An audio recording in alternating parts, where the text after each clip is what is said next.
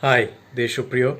SEBI Grade A 2020 is finally out and the form filling is currently underway. So till March 23 you can go ahead and fill the form, and I will encourage all of you to go ahead and fill up this form because it is a very important examination and there has been a slight change of the pattern this time and many people are very concerned regarding this. So in this video I will lay down entire strategy of the SEBI Grade A, how you can go ahead and tackle both the phases and also the interview, how you can excel and you can get selected in SEBI this year. There have also been lot of misinformation on the internet and people are actually claiming that you can earn more than 1 lakh rupees in hand in this job, but that is totally incorrect. So I will debunk all of those things in this video as well, and I will also go ahead and explain you about the nuances of this job. So this is a very good job and you should definitely apply for it. And if you require any extra guidance, so you can always go ahead and join my Telegram group that I have. So it's a free guidance group for all the different bank exams, and I am sure that you can derive some value from that group. So without any further ado, let's start off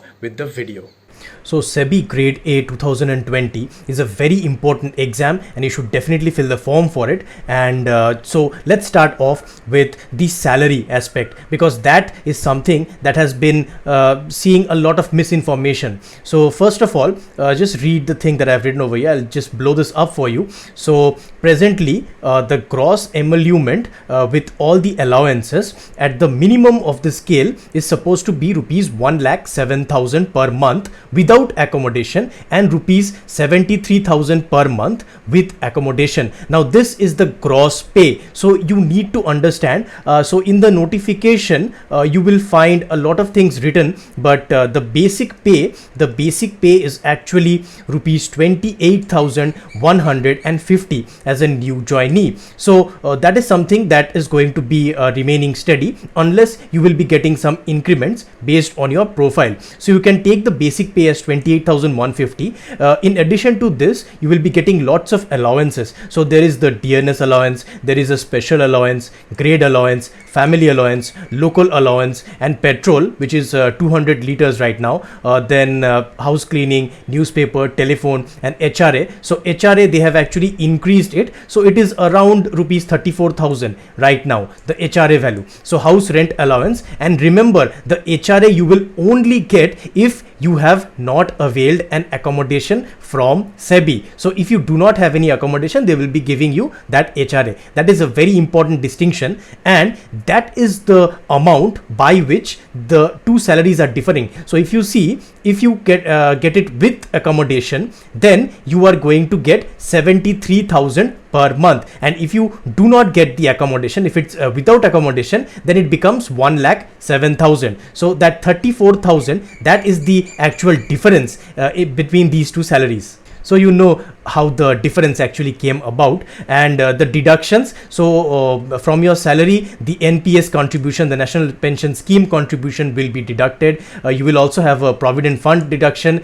Then also there will be various taxes like professional taxes and income taxes and all the other things. So you can declare it. There are different websites where you can declare your investments as well, the ATC investments, and also some miscellaneous deductions. So after deductions, what is the net salary going to be? So that is what is very important to understand. You are not going to get this 1,07,000 in your hand. That is the gross salary. So if you have without accommodation, what was the gross salary? The gross salary was 1,07,000 without accommodation. So in hand, after all the deductions are done, you are going to get 80,000 to 85,000 rupees net pay in your hand. So this is very important to understand. And another thing which people actually miss is that SEBI, the headquarters of SEBI is at Mumbai. So most of you are going to be posted to Mumbai if you get the job, and the rent over there is sky high. So even if you spend even 20,000, 30,000, you might not be getting the room in the right place nearby to your workplace. So you might have to travel through train a lot. So if you forego a lot percentage of your salary to pay your rent, then you can get something nearby. But if you are not comfortable with it, then you can actually get a bigger salary, but you will have to waste a lot of time in traveling. So that is an aspect of your job that you need to understand, unless you get lucky and you get posted in some other state. So you can think that you are going to get posted in Mumbai. Most people do. And so this is the net pay, 80,000 to 80,000 rupees, 80,000 to 85,000 rupees if you take it without accommodation. So if you do not get any accommodation from SEBI, you can expect to get this much amount, and then you have to forego your salary for your rent, and you have to manage your accommodation on your own. And if you get with accommodation, you are going to get rupees 52,000 to rupees 60,000, which is going to be your net pay in hand. This is if you get quarters, if you can manage to get something from SEBI. So understand the difference between the gross pay and net pay, and do not be fooled by people who are trying to feed you the wrong information online. So the next thing is the important dates. The application, it is open from March 7 to March 23rd 2020. So as we speak, the application link is open, and I urge all of you, if you are fitting into the eligibility criteria, we'll get into that a little later on, then you go ahead and apply, because this is a very important post. And the phase 1 exam is going to be on April 12 2020, so that is exactly 1 month from today. And phase 2 is going to be on May 3rd 2020, and the interview date is not decided yet. And remember that 3 times of the vacancies will be selected for interview. It will be 3 times. And there have been a lot of confusions regarding the syllabus and how to prepare and the strategy, and I am going to go deep into the strategy, so do not worry about it, and do not worry at all about the new things that have been introduced. Many of the people are so worried about the new things, but if you are not worried and you just proceed systematically, there is no reason why you cannot crack this exam. Now we come to the posts. So I'll blow this image up for you, and as you can see, there are different streams. So general, legal, IT, civil engineer, electrical engineer, research, and official language. So these are the different streams, the 7 different streams under which they are going to be recruiting. So the general that is written over here, don't confuse it with general category. It is the general stream, the stream in which everybody can apply. Now you can see all the vacancies. So the unreserved vacancies for general are 32, and the total vacancies is 80, and if you add all this up, the total vacancies come out to be 147. So this is the total amount of vacancies, but the different vacancies are different from various different streams. And so let's talk a little bit about the qualification required. So for general, who can apply? Any person holding a master's degree in any discipline, they can go ahead and apply. Or you can have a bachelor's in law or a bachelor's in engineering. So BE, BTech people, everybody can apply in the general stream. Or you have to be a CA, a chartered accountant, or CFA, certified financial analyst, or CS, company secretary, or cost accountant. So these are the different eligibilities under which you can apply for general stream. Now we come to the legal stream. So in the legal stream, you have to have a bachelor's in law. And then we go to the IT stream. So in IT, interestingly enough, just note this very importantly. Earlier this did not actually used to happen. So IT, bachelors of engineering people are allowed. And which streams are allowed? The electrical engineers, they can also apply for IT. Electronics and communication engineers, they can also apply. Electronics engineers can apply. IT engineers and CS, of course, because it is IT. So it's not just IT or CS. You can also apply if you have EE, ECE, etc, etc. So this is very important. Now you have to understand why they have done this. Basically in 2018, pre-2018, SEBI did not used to take the BTech people, but now they have realized that there is a huge market. There are a lot of people searching jobs, so they are opening their different posts to engineering people. Now a lot of people are saying that it is wrong for SEBI to include the costing and the CA type syllabus that everybody is saying, CA type syllabus. So just think about this. Before 2018, you people were not even allowed, like people like us, like BTech people, were not even allowed to work in the general streams, and now at least they have opened their doors. Now what do you expect them to do? They have already simplified our way. Now it is up to us to read, and don't go ahead and blame SEBI. It is not SEBI's fault. They are hiring for different posts. So you and I, we just have to follow their rules and regulations. Now, as I was talking about IT, so engineers, different engineers holding a bachelor's degree can apply, or you can be an MCA, which is a Master's in Computer Application, or you can have any bachelor's plus a postgraduate course in computer or IT for a minimum of 2 years. So any bachelor's people, if you have a post graduation course in computer or IT for a minimum of 2 years, you can apply for IT. This is very, very important. And the next thing is civil engineering. So civil engineering stream, bachelor's in civil is required for that. Electrical engineers, bachelor's in electrical engineering is required for that. Now we come to the research. So research is also a very prestigious field, and for that you need masters in statistics or economics or commerce or MBA finance, or you can have another in econometrics as well. So these people are all eligible. And finally we come to official language. So you need a Hindi masters with English as a subject in your bachelor's level, so you can go ahead and apply. Or you can have a masters in Sanskrit or English or economics or commerce with Hindi as a subject in your bachelor's degree. So that's all about the posts and the eligibility. Another very important thing which you need to understand is that you can apply for a maximum of any 2 streams. So all these streams that you can see on your screen, you can apply maximum of any 2. So you can apply 1 or you can apply 2. And if you apply for 2, you have to fill the form separately, you have to pay separately, and you have to go ahead and apply. So this is actually done because there is a lot of overlap between these things. We'll go into it later on. So you can go ahead and apply maximum of 2 streams. And another very important thing is that final year candidates. Now there has been a lot of confusion in this thing as well, and people are misinforming students by the thousands in big channels. So I will just give you clarity on that, that if you are a final year student and if you have finished off with your 8th semester or your last semester exam and you are waiting for your degree or diploma, whatever it is, if you are waiting, then you can go ahead and you can apply. You cannot apply if you are yet to give your final exams. So please keep this in mind. They do not need to see any degree, but you have to tell them that you have a provisional degree. So just keep this in mind and don't be misled by people. And you also have to note something, that the postgraduate diplomas are also accepted for general and research streams. So these general streams, the general stream and the research stream, so these 2 streams, they also accept postgraduate diplomas for these streams. And before your final joining in SEBI, you must have received your degree. So you can go ahead and apply if you have finished your final exam, but before you join SEBI, you need to have your final degree in your hand. This is very, very important, and do not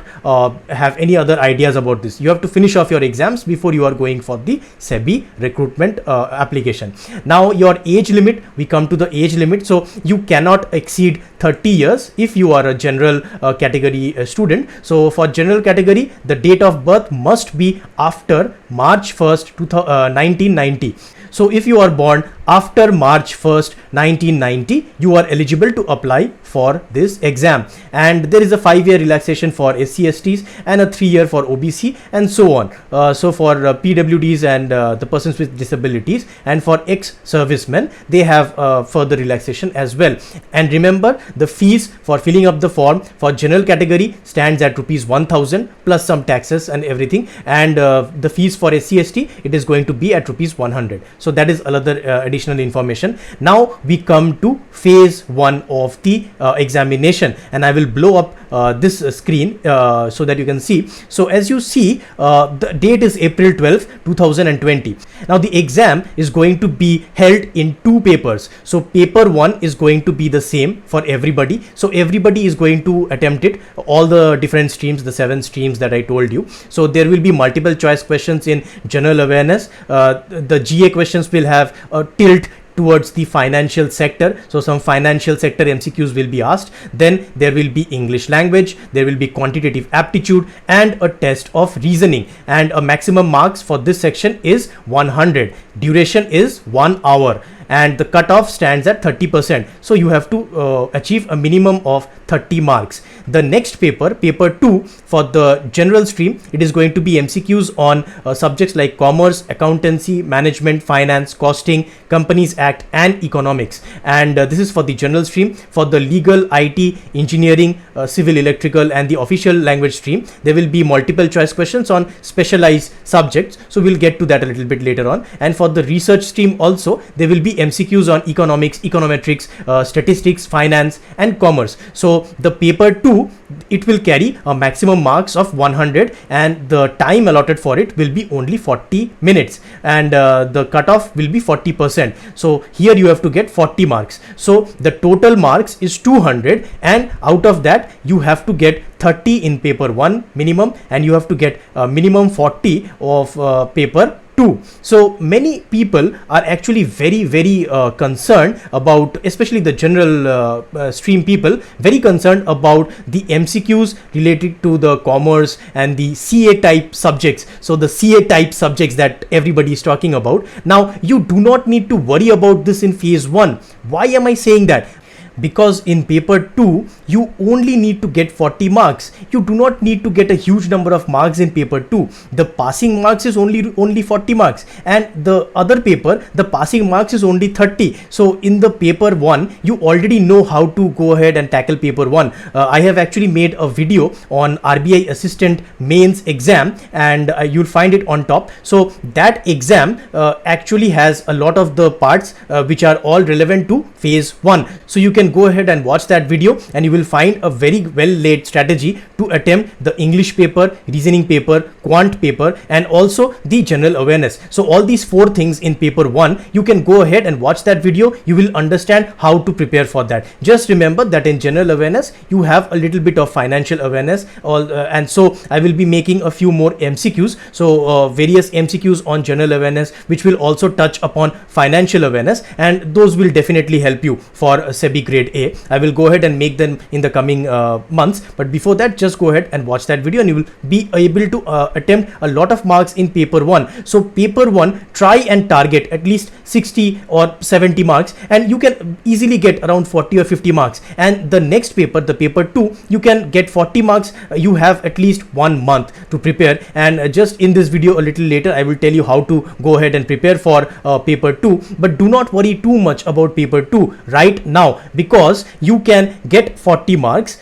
Just you can read a little bit and you can get 40 marks, and the other paper you can manage to get around 40 or 50 and you will easily clear the cutoff, because the cutoff will remain at 80 out of 200. Now why is that? Because they have actually made an important note. So this note has been missed by a lot of people, so try and read this. I'll blow that picture up for you. So as you can see that the marks, it will be 40%, so 80 marks out of 200 in phase 1, and all the candidates who clear phase 1 shall be shortlisted for phase 2, and the candidates who will clear it will have to get the criteria, the 40% minimum marks. So if you get minimum of 30 marks in paper 1, then you get a minimum of 40 marks in paper 2 and your total marks are above 80, then you can easily get selected for phase 2. So keep that in mind. Don't worry too much about it, and I am sure that you can go ahead and get selected in phase 2, which will at least give you a lot more time to cover those hard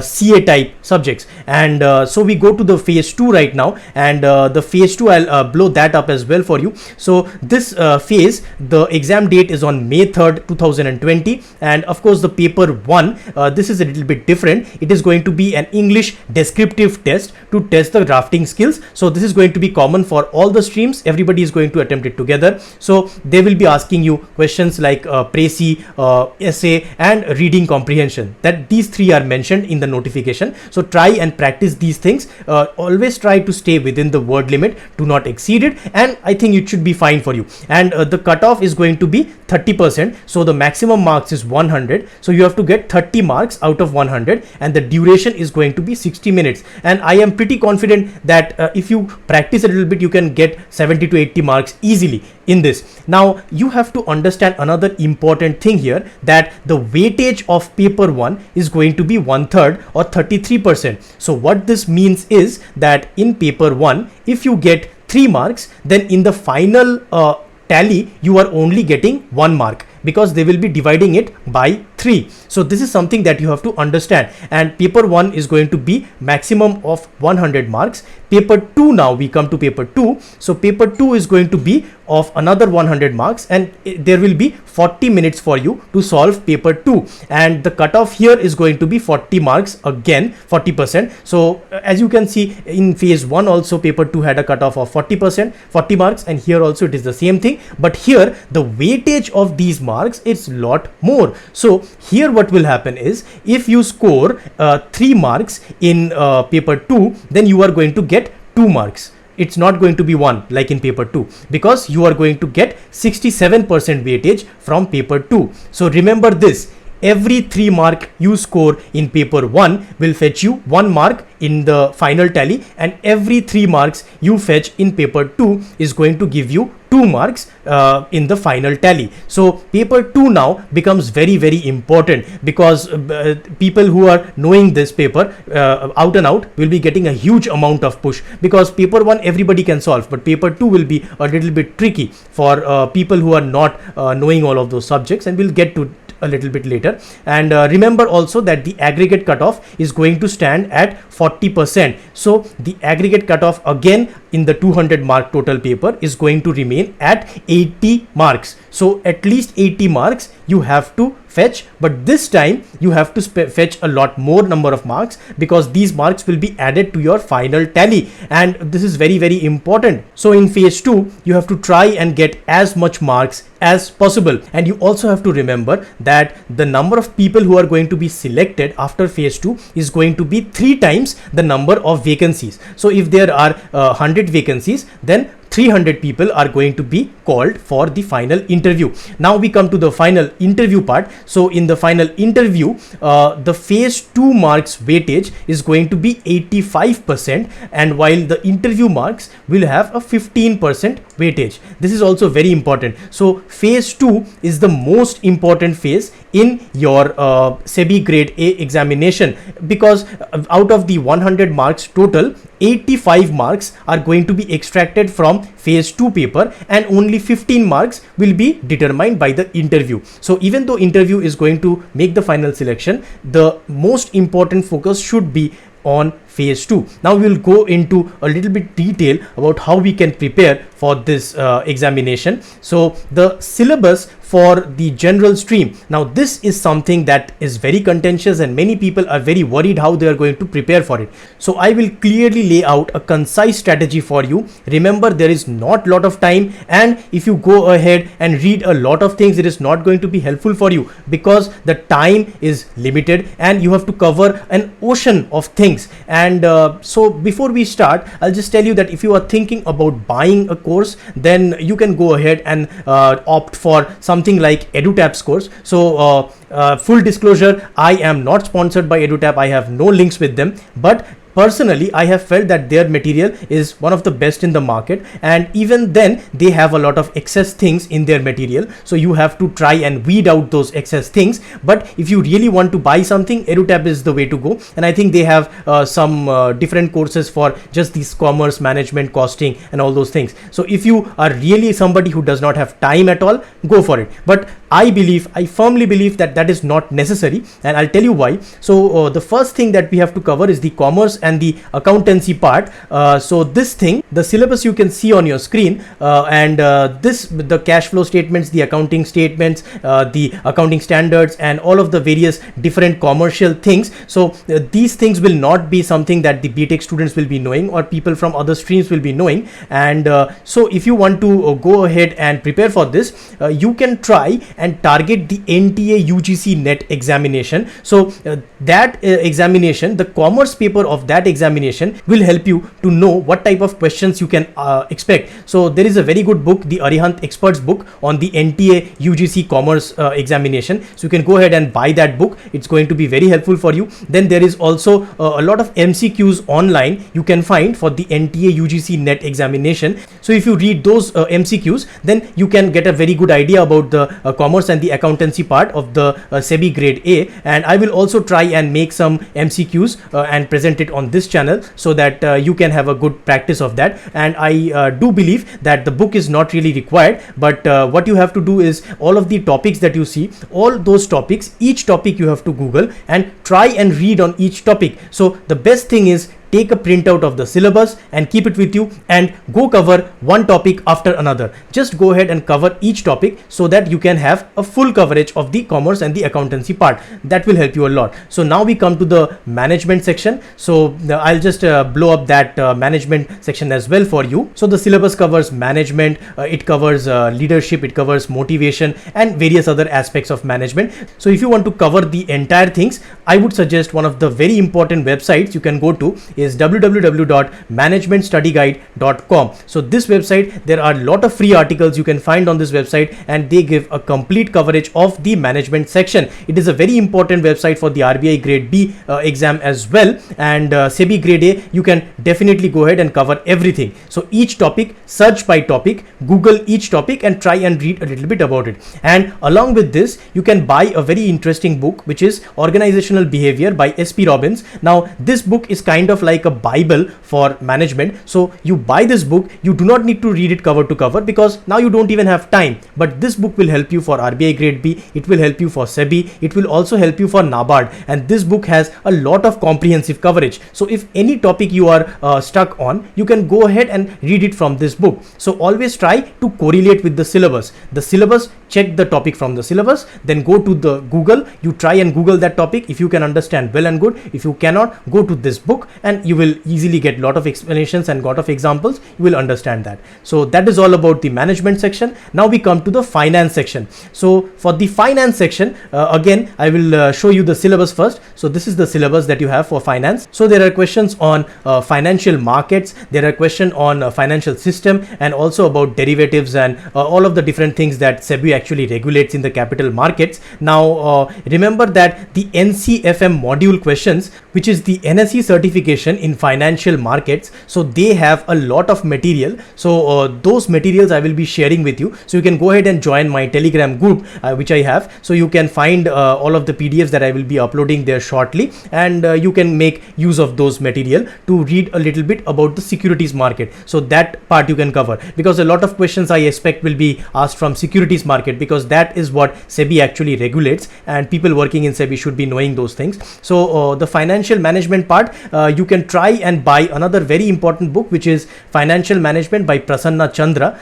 This book is also like a Bible for financial management. It will help you for RBI Grade B, it will help you for SEBI and for a host of other examinations. So keep that book with you. Again, you do not need to cover it cover to cover because it is a huge book. It's a huge tome, and what you can do is Google each topic and read the limited things from the Google, and then if you are stuck somewhere, you can go and read those in the Prasanna Chandra book. And I will also try and make some MCQs on finance so that I can help you through this channel, and I am pretty sure that you can cover it within the time frame that is given. The next thing is costing. Now arguably costing is one of the most useless things that they are going to be asking in this examination. I'll show you the syllabus for that. So as you can see, they are asking a lot of things about just-in-time, Kaizen, Six Sigma, also cost and management accounting, and a lot of various different things on CMA topics. So this topic is not going to be helpful for you for any of the other examinations usually.